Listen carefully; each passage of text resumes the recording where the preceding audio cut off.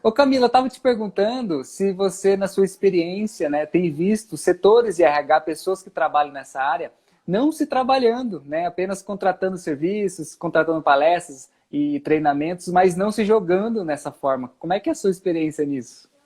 Na verdade, a grande maioria, acho que todos os meus colegas de profissão, a maioria não se aplicaram. E é muito engraçado que eu sou super a favor do RH se jogar, porque existe muita bagagem que pode ser compartilhada.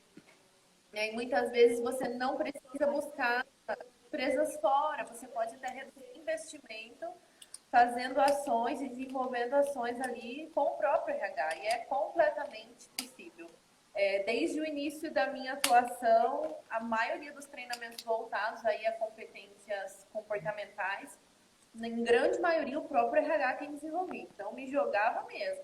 Eu acho que isso é muito legal, porque o RH ele tem um ponto positivo, ele conhece a cultura onde ele está, ele conhece os perfis, então assim, o feeling vai ser muito maior, né, do que você contratar uma empresa. É claro que dependendo da demanda, se for muito específico, você vai ter que contratar um profissional ali, né, que tenha conhecimento em determinado assunto, mas tem assuntos que você domina muito, então assim, eu realmente acho um desperdício de talento, né, quem não se arrisca.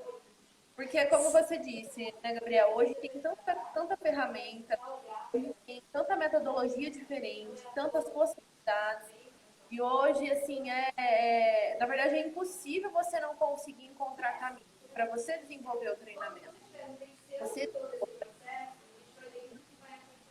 Sim, e a importância também, né, Camila, de ouvir os colaboradores, quais as necessidades deles, né? Porque senão o RH apenas contrata, estamos sentindo, né, que precisamos trabalhar a liderança, vamos contratar uma palestra, vamos contratar algum curso, alguma coisa assim.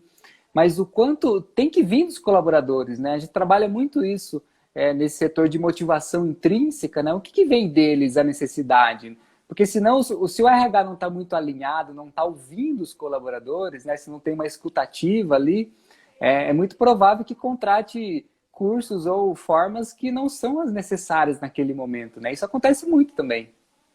sim, exatamente. Então, acontece muito assim, do gestor ir até o RH e dizer, olha, eu preciso ali de um treinamento voltado, sei lá, né, para a comunicação da equipe.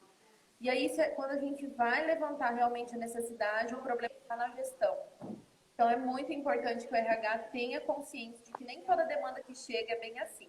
Né? Precisa ali realmente estar alinhado com os demais funcionários, com as demais necessidades da empresa, para identificar se realmente é aquela situação que chegou. Né? Porque aí não vai fazer sentido mesmo o treinamento, não vai fazer sentido você propor uma ação que às vezes o problema não é aquele que chegou para você. Então, por isso que eu sempre digo, quando o RH trabalha na ação, tem esse lado mais positivo por conta dessa aproximação mesmo, de conseguir visualizar melhor esses problemas no dia a dia. Sim, porque senão vira apenas, né, um mercado assim de treinamentos, mercado de palestras, né? A gente já viu muito isso, né? Talvez nos últimos anos, assim, antes da pandemia, talvez, né? Treinamentos de vendas, treinamentos de liderança que talvez os colaboradores não se sentiam, né? A necessidade daquilo, talvez fosse outra coisa, né? Ajustes de cultura, né? A gente gosta muito de trabalhar com a questão da segurança psicológica, né? Dentro da cultura da transformação cultural nas empresas. Então, será que a empresa cria um ambiente ali de confiança, de ouvir os colaboradores? Porque daí ali pode surgir, né? O que está precisando? Estamos tendo dificuldade em tal segmento, em tal habilidade, então vamos procurar um curso, vamos procurar algum mentor, né? Então, vem muito do quanto a empresa, o quanto a cultura se adapta para ouvir esses colaboradores, né? Isso é muito interessante mesmo, viu, Gabriel? Porque, assim, lugares que eu passei, não existe esse carinho, né, esse olhar de prestar atenção mesmo. E, às vezes, as ações, elas são feitas para cumprir tabela. X horas de treinamentos, X pessoas treinadas, mas, no final, qual o sentido da ação? Né? O que trouxe de resultado? Né? Será que realmente a ação que foi implantada gerou aquilo que estava proposto no começo? E esse alinhamento, ou melhor, essa falta de alinhamento, não vai gerar resultado, né? Você realmente só vai cumprir tabela. Sim, eu acho que esse é um grande ponto, né? Que se conecta à humanização, né? Que a gente gosta sempre de trazer a humanização nas empresas e as empresas humanizadas que se abrem para fazer diferente, não somente com treinamentos técnicos, né? Operacionais ou com demanda para cumprir tabela, igual você falou. As pessoas às vezes adoram, né? Colocar certificados e diplomas de tantas horas feitas, mas o quanto aquilo gerou de transformação? E essa transformação não somente em números para ver performance, né, Camila? Hoje também estava fazendo uma consultoria, a gente falou muito sobre essa mudança de paradigma, né, do que a gente mensura dentro das empresas. Não mais indicadores de performance, de vendas, mas o índice de felicidade, né? O índice de flexibilidade, de autonomia, de confiança, de acreditar na empresa, no futuro, o quanto a gente precisa ter um novo olhar assim para as empresas e quais treinamentos, quais formas de desenvolvimento existem lá dentro que realmente fazem conexão, né? A empresa realmente tem um olhar diferente para as empresas.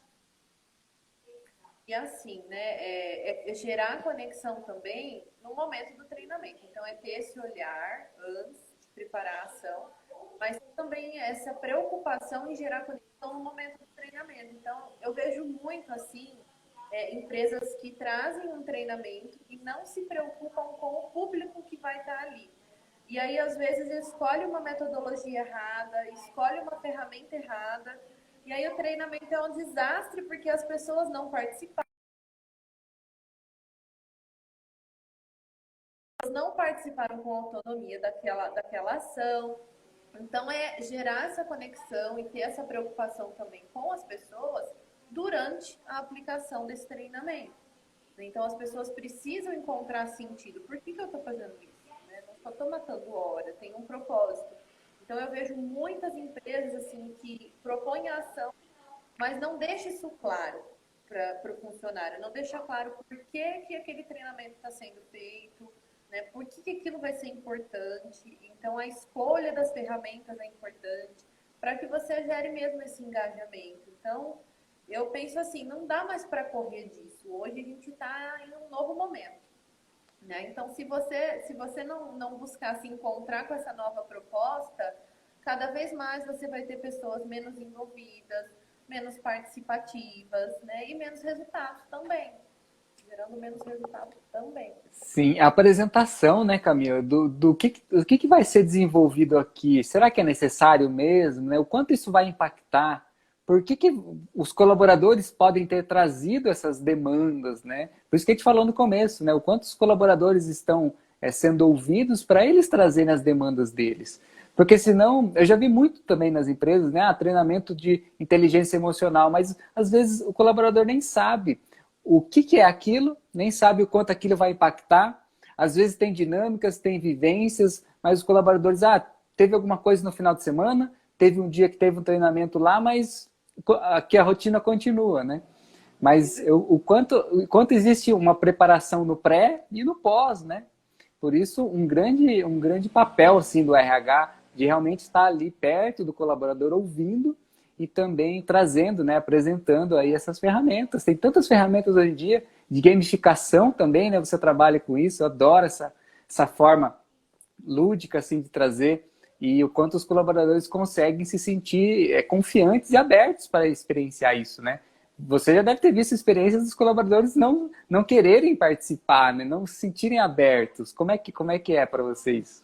E sabe, né? Você usou uma palavra-chave, abertura. Hoje à tarde, agora finalzinho da tarde, eu fui aplicar na verdade, foi aplicar um jogo, tá? Que não é bem um treinamento, mas é uma ação para prevenção do suicídio. Então, era falar para o pessoal, né, para os funcionários, sobre a importância da vida, sobre alguns sinais aí, né, que você pode identificar, inclusive no ambiente de trabalho.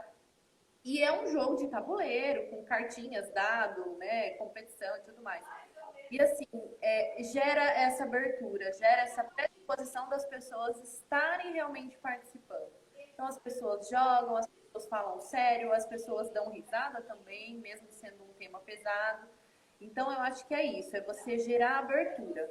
Se você inicia de repente um treinamento e não tem essa abertura, não adianta, porque você não vai conseguir fazer com que essas pessoas absorvam nada de conhecimento. E aí foi muito legal, porque eu já apliquei diversas vezes esse jogo na realidade, mas como a gente está entrando agora no Setembro Amarelo, retomamos novamente. E as pessoas realmente se abrem, porque é um exercício simples, que faz sentido, simples de jogar, não é maçante, gera conexão, né? E assim, eu sou super a favor de gamificação, sou super a favor dessas ferramentas aí alternativas para fazer com que as pessoas realmente se conectem com o conteúdo, encontrem sentido naquilo, né? Não é só passar o fim de semana e voltar depois para a realidade, não. É aplicar aquilo na realidade também.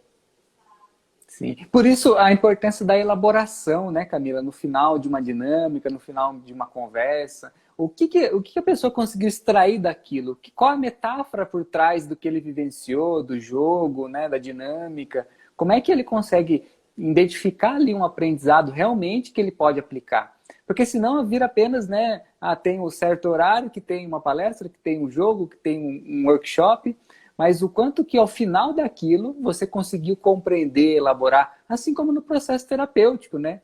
Eu trabalho muito com a visão da psicologia transpessoal, a gente precisa trazer para essa responsabilidade do paciente, do colaborador, né, o quanto ele consegue compreender o que ele vivenciou, ele elaborar, né, ele por conta, e realmente que não seja somente carga horária, né? Mas o que ele aprendeu ali, o que ele aplicou, o quanto que ele vai conseguir compartilhar com alguém o que ele vivenciou. Né? Se a pessoa não conseguir nem explicar o que ela aprendeu ali, digamos assim que ela não estava presente, né? Estava pensando na rotina, estava pensando nas tarefas e não conseguiu vivenciar ali com abertura, com disponibilidade, com responsabilidade, né? Então, vários aspectos dentro de uma dinâmica que não é apenas fazer um jogo, né? Fazer um processo ali de treinamento, mas o quanto talvez o facilitador consegue trazer esse estado de presença, né, dos colaboradores, dos participantes, para eles conseguirem realmente aproveitar. Sim.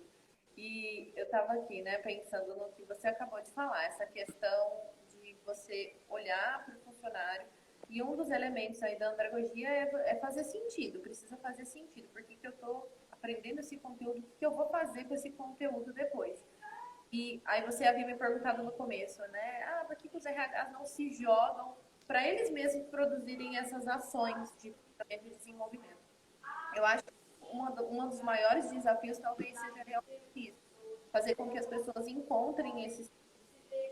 Não é simplesmente jogar, né, a ação, mas é você entender realmente o que veio de lá para cá. Como que as pessoas entenderam, o que elas absorveram. Essa ação mesmo do jogo da prevenção do suicídio, eu sempre gosto de perguntar para as pessoas o que mais impactou, qual a informação que você vai levar, né? Porque você também, como treinador, precisa entender se foi assertivo o seu papel ou não. E muitas vezes a gente vai falhar, isso é natural. Mas aí você vai corrigindo a cada ação, a cada treinamento. Mas é importante esse feedback, é você estar aberto para ouvir o que o funcionário disse, né? Se ele realmente absorveu, se realmente fez sentido aquilo, se ele sabe para que ele vai usar depois, porque muitas vezes é feito lá um treinamento e a pessoa não sabe nem para que ela vai usar aquela informação, ela pode usar aquela informação. Então é realmente ter essa troca, né? Eu sempre falo que, eu falo para as minhas alunas, eu ensino, mas eu aprendo também, né? Todo o tempo. É uma troca constante. Sim. Ô Camila, eu também gosto muito de trazer a visão, né, das metodologias ágeis, que hoje em dia tem disseminado tanto, né? E dentro da metodologia ágil tem muito uma visão de aprendizagem, né? 1.0, né? Aquela visão do professor que só fala e o aluno recebe. Aprendizagem 2.0, onde tem uma pequena interação, né? O aluno pergunta, o participante pergunta, participa, joga. Mas o quanto a gente precisa adentrar numa visão da aprendizagem 3.0 que eles trazem, né? Essa visão da metodologia ágil, que é a interação e a contribuição de cada colaborador, né? De cada participante. E aí isso é andragogia, né? O quanto o adulto consegue participar ali e ele colocar as experiências dele na roda, né? Por isso que é tão importante rodas de conversa, rodas de comunicação, rodas de abertura de espaço para as pessoas serem ouvidas, né? Então, o quanto a gente pode sempre proporcionar nos treinamentos, palestras, workshops, formas do colaborador, do participante, a falar, né, se abrir, abrir o coração. O que que tá bloqueando ele, talvez, de falar das emoções dele, dos pensamentos, das preocupações, né, o quanto ele está se sentindo confiante naquele local, com aquelas pessoas, para abrir o que, que ele precisa, o quanto a empresa está proporcionando ele realizar o sonho dele. Eu já vi muito isso, né? As pessoas às vezes estão participando, estão colaborando, mas no fundo ele está pensando em outra coisa. Só que ele não se sente confiante para falar dessa outra coisa, né? E aí a gente já vê tanto isso em consultorias. Ah, um colaborador falou que algum tempo atrás ele pensou em sair. Mas por que ele nunca falou isso, né? Por que ele não se sentiu aberto? Por que ele num treinamento, numa palestra, ele não conseguiu, digamos assim, se abrir para isso, né? E às vezes o RH precisa adentrar nesse papel também, né? De não somente fazer um feedback 360, não fazer um formulário de avaliação, mas conseguir extrair daquela pessoa a confiança para ela se abrir, né? Então tem muitas coisas assim nos treinamentos que às vezes passa muito batido, né? Se o facilitador, se a pessoa que está conduzindo não está, digamos assim, conectada à importância disso para a empresa, para o resultado daquela pessoa, buscando somente, né, cumprir um treinamento, somente, talvez até pelo retorno financeiro. Então tem muitos aspectos, assim como a gente está falando aqui, inclusive dessa visão da aprendizagem 3.0, de realmente colocar o adulto, o colaborador, para ele contribuir, para que aquela roda gere um conhecimento, gere uma discussão, gere uma transformação, né? Promover mesmo a autonomia e permitir que o funcionário também, que o colaborador também, seja protagonista da ação. Eu sempre digo assim, o facilitador, ele só está ali no papel de direcionar, né, digamos assim. Mas o adulto, o colaborador que é adulto, precisa ter esse movimento de protagonismo. Né? Se você dá tudo muito mastigado, se você diz para ele o que ele tem que fazer o tempo todo, e ele não se sente construindo aquilo, realmente vai perdendo sentido no meio do caminho. E essa questão, né, do RH estar aberto, do RH não se perder pelo caminho, na verdade, assim, né, Gabriel, hoje a gente tem profissionais e profissionais em todas as áreas, né? Cada profissional aí tem a sua forma de enxergar como é que funciona a dinâmica da sua atuação. Mas eu sempre fui a favor de uma atuação onde você deixa o funcionário, deixa o colaborador se sentindo à vontade para poder compartilhar as coisas com o RH. Então, o RH tem que ser muito ético. É claro que o RH trabalha para contribuir com o resultado da organização. Isso é fato. Né? Papel do RH fazer com que essa produtividade tenha ali, as pessoas tenham êxito na sua produtividade e tudo mais. Mas o RH ele precisa também encontrar esse equilíbrio, porque se o RH se fecha para o colaborador, ele não tem informação suficiente para gerar ação dentro do setor. Né? Então, assim, precisa encontrar esse equilíbrio. E eu sou super a favor de você estar disponível, de você ouvir a pessoa realmente na sua essência, porque eu acho que, na verdade, muito mais do que avaliações e levantamentos e pesquisas, você levanta muito conteúdo no bate-papo do dia a dia, numa conversa informal com o colaborador, você descer na fábrica, entender por que ele não está muito legal, né? Você vai conhecendo o jeitinho de cada um, essa pessoa não é assim, alguma coisa está errada. Então, o RH precisa desenvolver essa sensibilidade, porque aí ele vai captar muito mais informação e isso vai contribuir muito mais no dia a dia dele. Né? Sim. Ô Camila, eu gosto de trazer, né, em algumas aulas, o quanto, talvez, né, é um convite a ter um olhar sobre o RH, que quando a gente olha não somente como uma área, né, como uma área de recursos, aquela visão tradicional, né, de departamento pessoal, de contratação e tudo mais, mas como uma forma de cuidar das relações. Todos dentro da empresa podem desenvolver uma mentalidade de RH, né, de cuidar das relações. Então, se o RH fica muito, digamos assim, muito vou colocar nos ombros somente de uma pessoa, daquela área, da diretora de RH, dos analistas e tudo mais, aquilo pode ficar muito fechado, assim como você acabou de falar, né? Fica um pouco distante, aí, digamos assim, a pessoa da RH, que talvez não conversa uma vez por semana, uma vez por mês com aquele colaborador, como é que ele vai conseguir ter uma conexão ali, né?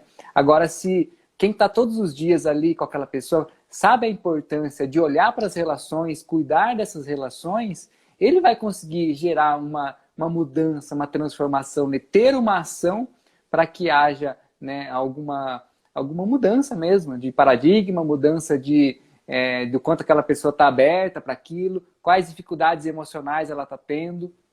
Então, o RH como mentalidade, né, isso pode ajudar muito a empresa a se desenvolver e não depender apenas de um departamento, de um setor que raramente as pessoas veem, se conectam, né? Na última live com a Daniela Napolitano, a gente falou um pouco sobre isso. As pessoas às vezes têm medo, né, a conversar com o RH. Meu Deus, né? O quanto as pessoas ficam com medo, geram um receio de fui chamado pelo RH, tem alguém do RH querendo conversar comigo, meu Deus, o que está acontecendo?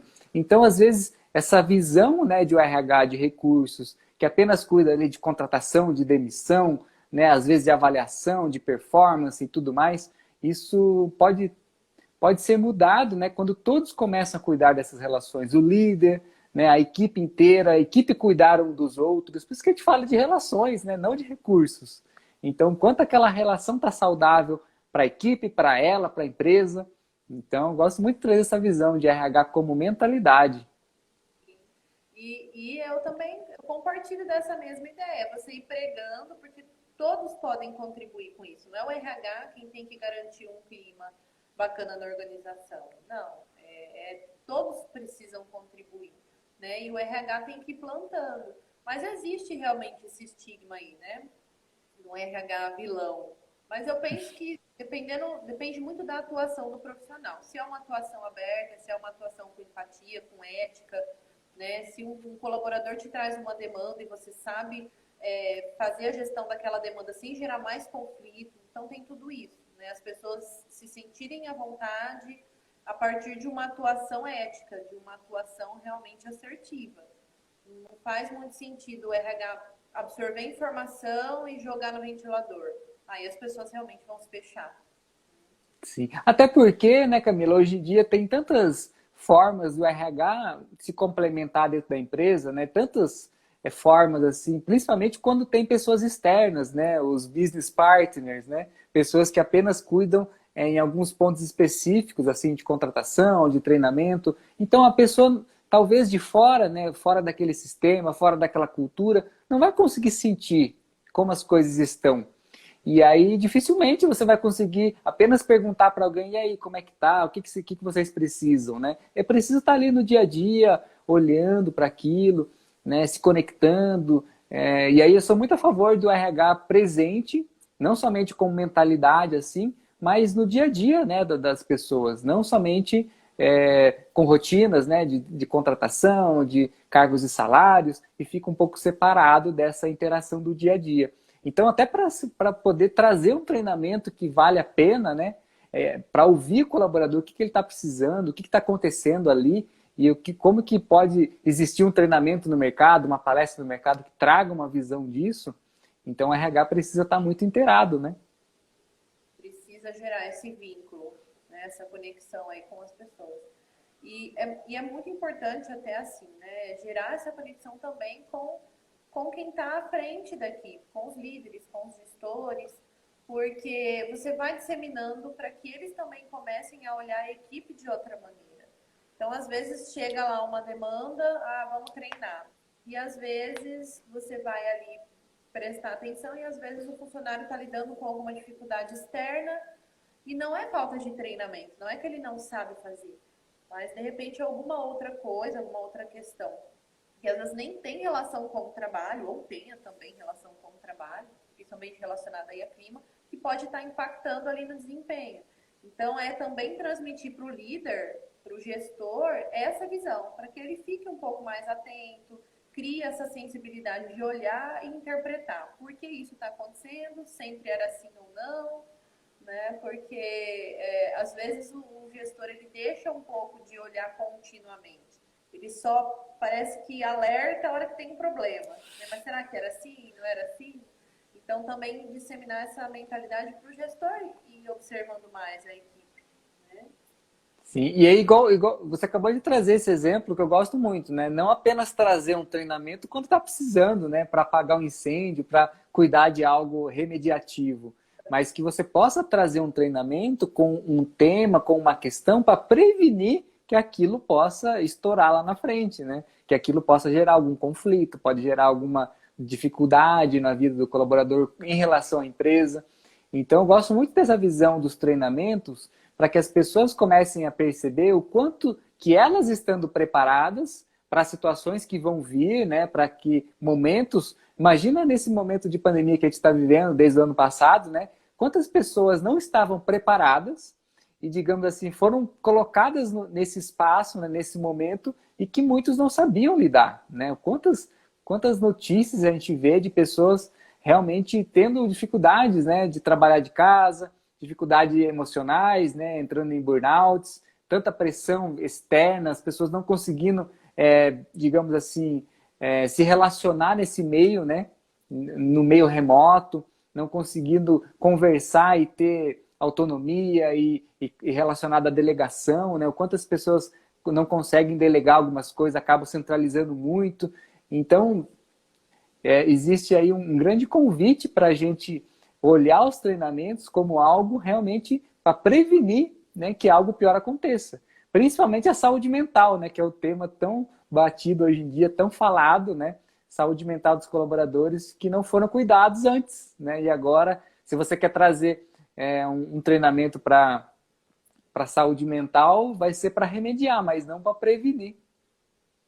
E até falando nessa questão aí de prevenção, né, puxando um gancho aí, a gente está falando aí de ações de treinamento que geram ali resultado de curto, médio prazo, mas pensar em ações de desenvolvimento, que é algo mais a longo prazo, ao meu ver, pensar nessa questão de remediar e é pensar com um pouco mais também de respeito à atuação do funcionário, porque você também está pensando lá na frente. Você não está treinando pontual, você está pensando em desenvolver para que, sei lá, no futuro ele assuma outros cargos, ele possa ter competência para poder assumir outras funções dentro da organização. Então, não é só para que a empresa articule os novos conhecimentos, mas para você gerar também oportunidade para quem está ali, né? Para o quadro de funcionário que está ali também.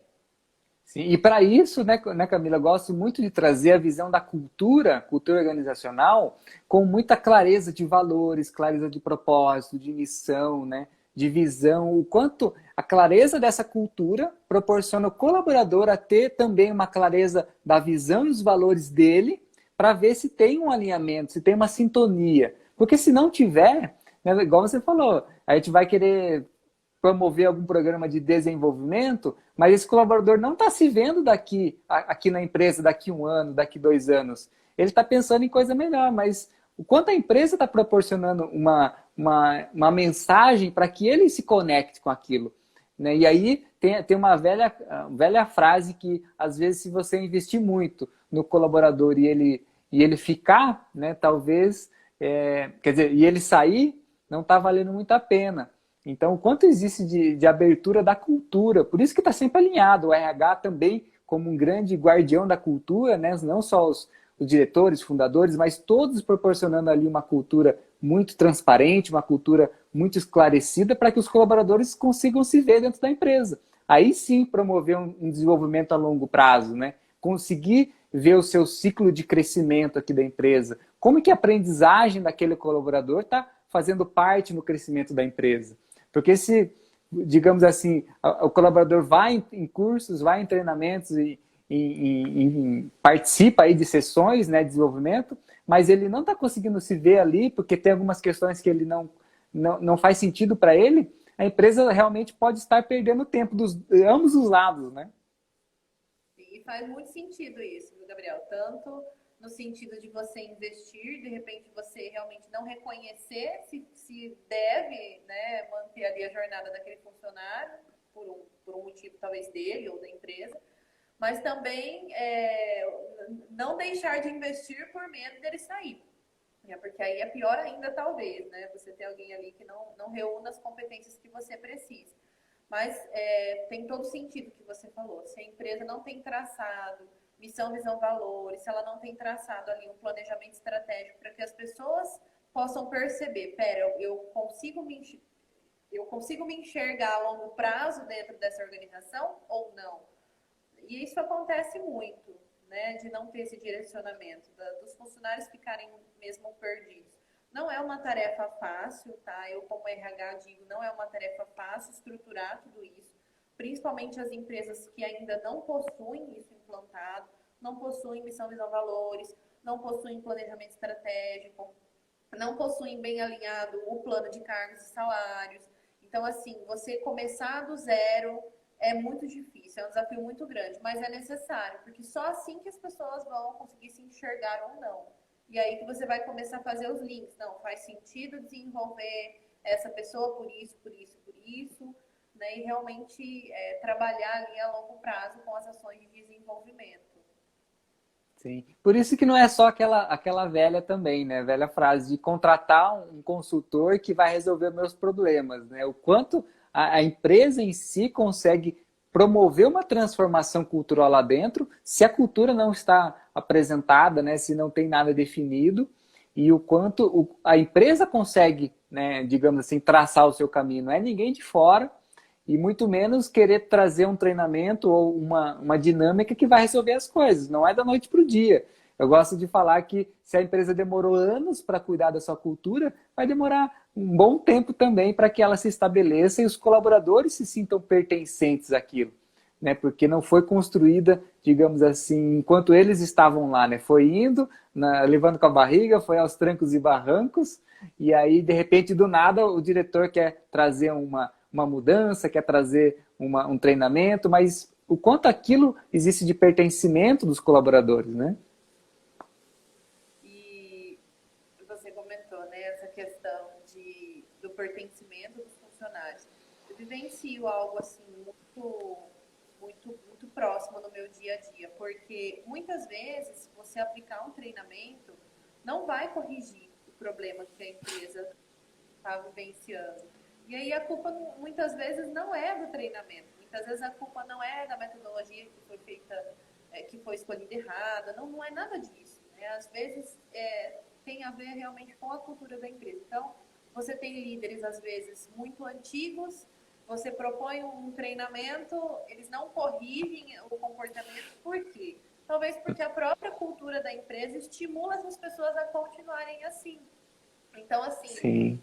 a interpretar é o treinamento que não foi efetivo ou a cultura da empresa que precisa ser revista, né? Que precisa ser melhor alinhada. O que a empresa quer? A empresa quer uma liderança mais profissional, uma liderança mais humana, uma liderança com mais geração de resultados. Ela está se comportando dessa forma, né? Então tem tudo isso também.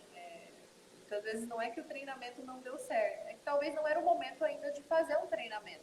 Às vezes era o momento de algum alinhamento prévio para depois, em si, colocar a ação de treinamento.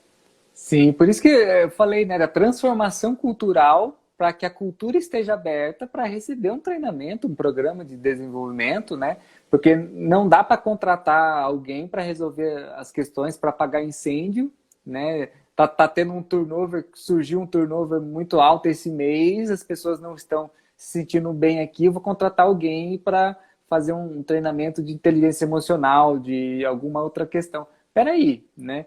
O quanto existe algo mais profundo, e a gente trabalha muito isso nas constelações sistêmicas, né? A visão ali sistêmica da empresa, as crenças que permeiam aquela cultura, elas são muito fortes, né? E se as pessoas mais antigas, as pessoas que estão há mais tempo, ainda permanecem com alguns comportamentos, com algumas ações que não permitem mudanças ali dentro, como é que a empresa vai promover essa mudança a nível de quem está chegando depois, dos novos, né? Trazer algum treinamento, alguma questão assim? Então, nessa visão sistêmica, depende muito da abertura de todos que estão lá. Mais uma vez, se você demorou para cuidar da cultura da sua empresa, né? Mais tempo vai demorar para que esses resultados apareçam. Então, não é da noite para o dia, não é para contratar um treinamento, porque estou precisando disso para ontem e esse treinamento vai resolver. Não. Exatamente.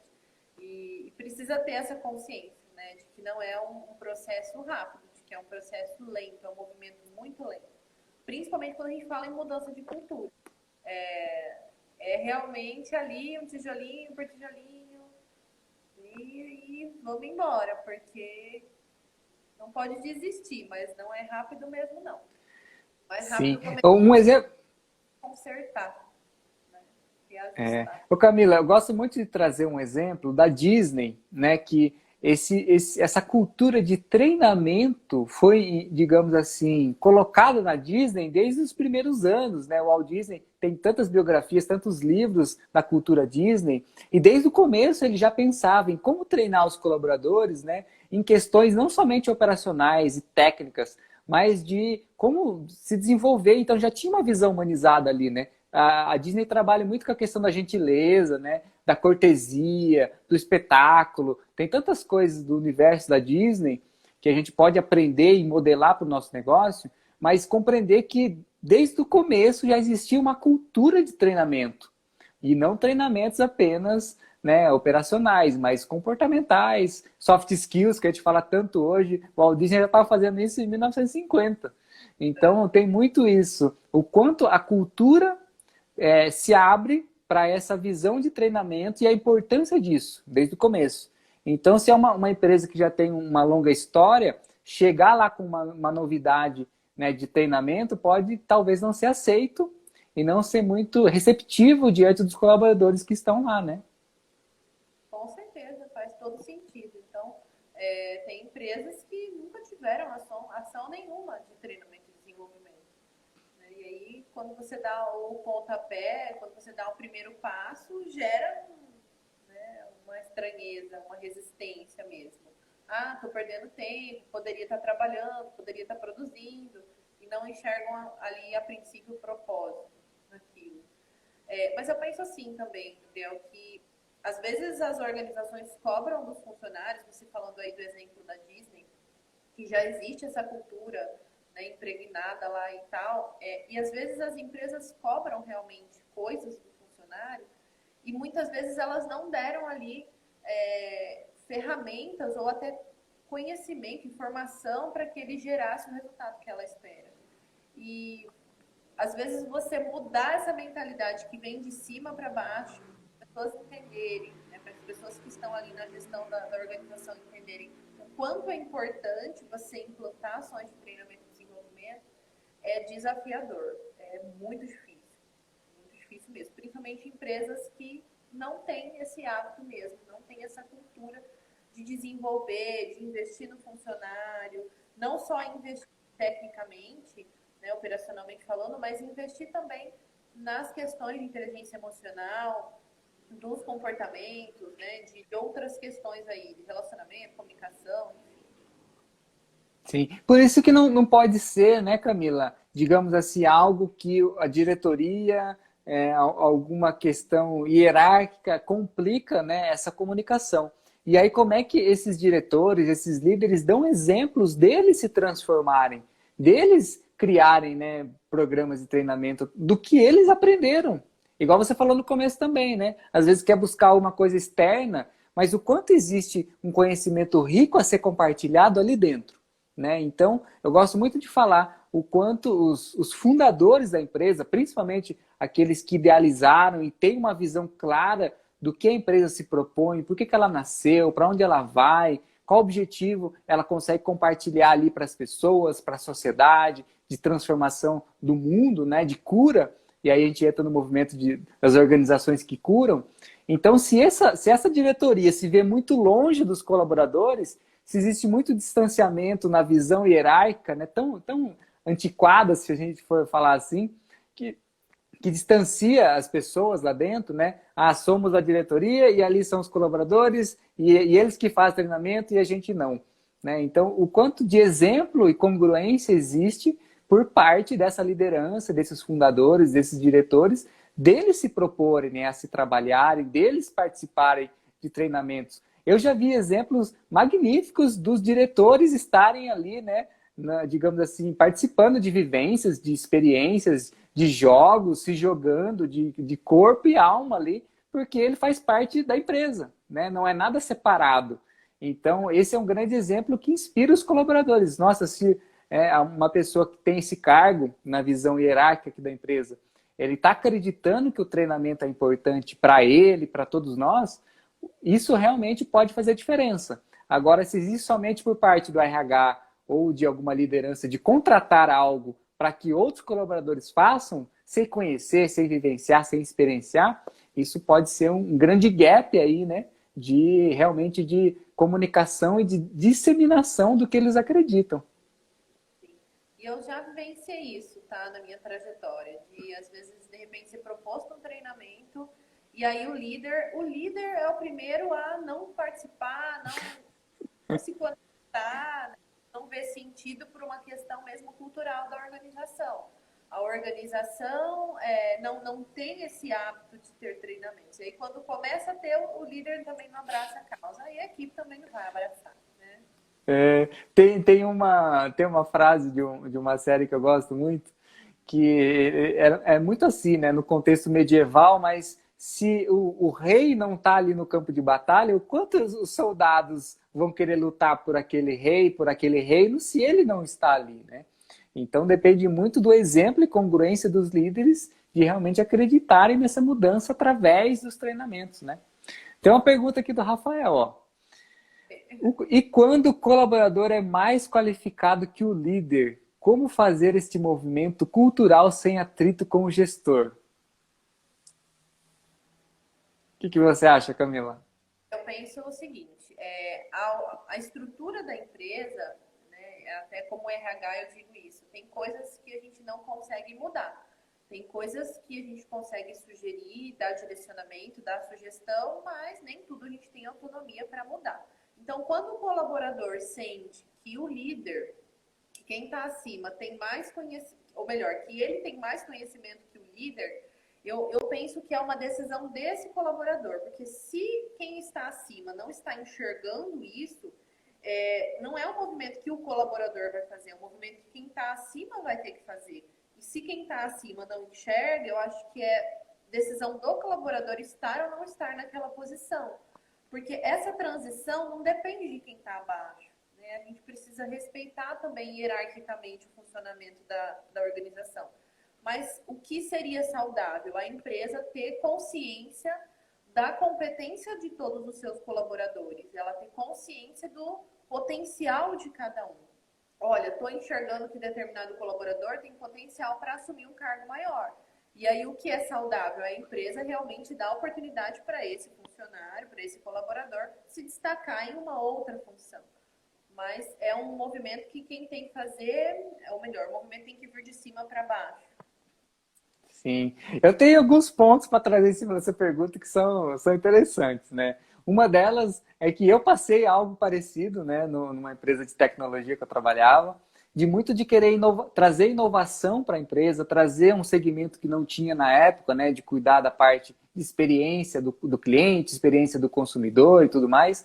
E os gestores da época não eram abertos para isso. E de tanto de eu bater ali, igual atrito aqui, como o Rafael falou, eu fui dispensado da empresa. E aí foi uma grande porta que se abriu para mim de conseguir compreender o quanto existe de abertura e inovação quando você tem clareza de algo que outras pessoas não têm.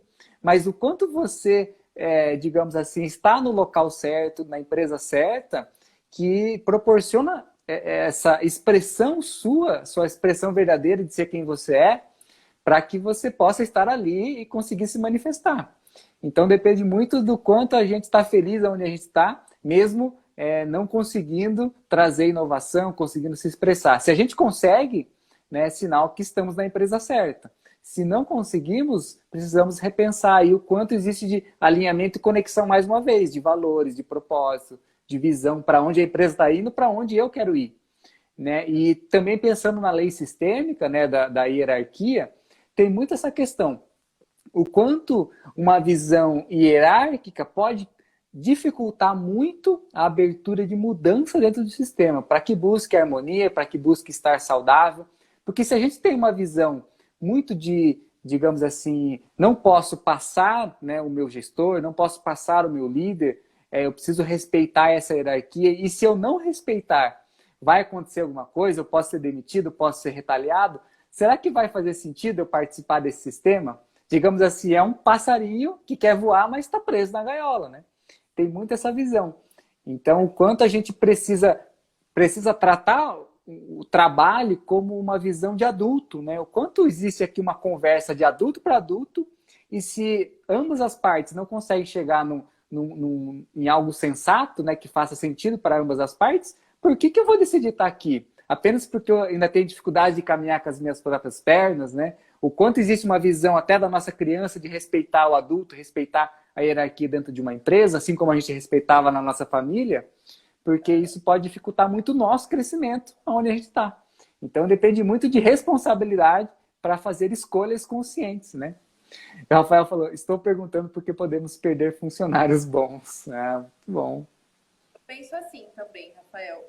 O papel do RH numa situação dessa é enxergar essas inconsistências e devagarzinho ali ir passando para quem está acima, para a direção da empresa. Depende muito também da estrutura, do tamanho, do porte da empresa e tudo mais.